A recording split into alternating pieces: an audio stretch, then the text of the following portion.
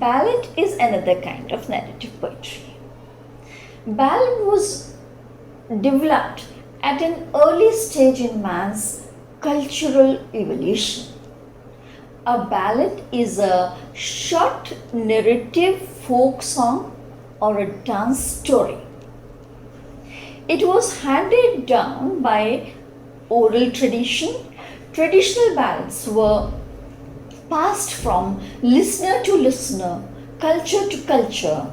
It could be regarded as a lyrical poem since it is normally meant for singing, but it tells you a story. So we consider it under a narrative head. Some of them may have choruses. Originally, it was sung to the accompaniment of a harp or a fiddle by a strolling singer or bands of singers. This was their livelihood. So, ballads were always memorized. You may understand ballad as a short narrative poem with stanzas of 2 or 4 lines and possibly a refrain that most frequently deals with a folklore or popular legends. What is refrain?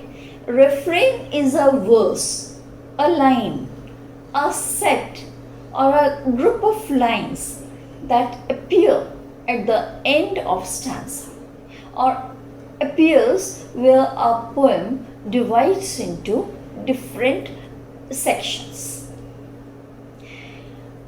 A ballad served the need for entertainment and perhaps at times provided historical record.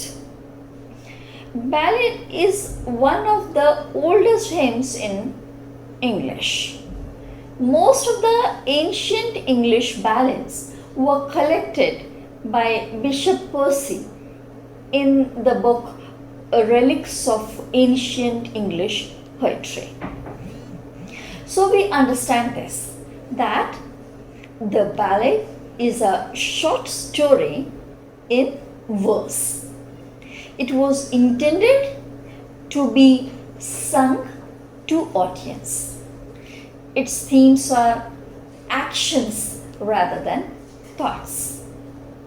Subject matter of the ballad: the most basic needs, actions, and fears of men: death, greed, murder, courage, love, stubbornness, carelessness, loyalty, and supernatural. So the tale is always fierce and tragic. The endings are often sad, lonely, and unpleasant for one or all the characters.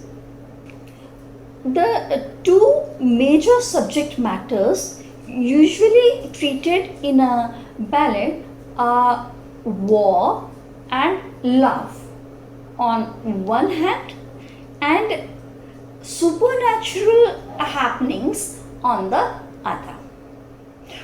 Often rich in detail of character, setting, physical description, time and place, they are very clear. It uses simple, uncomplicated language to present its story through narration, dialogue, and description. Narratives are often built upon escalating events. The conclusion or climax is often known to the reader. So 19th and early 20th century poets often used heroic events, supernatural themes, and folklore in ballad. It often introduces the supernatural. So narrative is full of unanswered questions. An American scholar, F.B. Gummo, he describes a ballad as the poem meant for singing, a poem meant for singing, quite impersonal in material, probably connected in its origins with communal dance, right? But submitted to a process of oral traditions among people who are free from literary influences and fairly homogeneous in character. There's difference between ballad and literary, traditional ballad and literary ballad. And so Hudson describes literary ballad as a literary development of the traditional form. The one is genuine, having grown up naturally among a primitive race, and the other imitative. Most folk ballads deal with a single episode of a highly dramatic and usually tragic nature, since many of them are choruses, repetitions to keep time going, serve as a mark of rhythm. Regular repetitions of lines or parts of lines, the alteration of a line or part of a line each time it is repeated.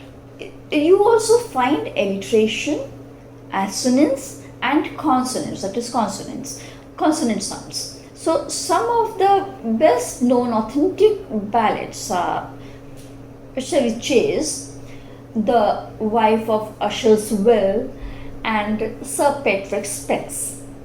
There are some ballads that are not traditional and have not come down by word of mouth. These are literary ballads that Hudson describes. And among the literary ballads, there is Scott's Eve of St. John, Coleridge's Rime of Ancient Marina, and John Keats' La Belle Dame Sans Mercy. So we now know this, that the evolution of ballad is from oratory. It is the earliest form of poetry. It has been transmitted by oral tradition through many generations. Then literary ballads use a regular stanza form of 4-line, 6-line or 8-line stanzas. It may include a refrain. What is refrain? We have already discussed. And refrain may be the part of the stanza structure. Often the same lines are repeated from stanza to stanza as a refrain.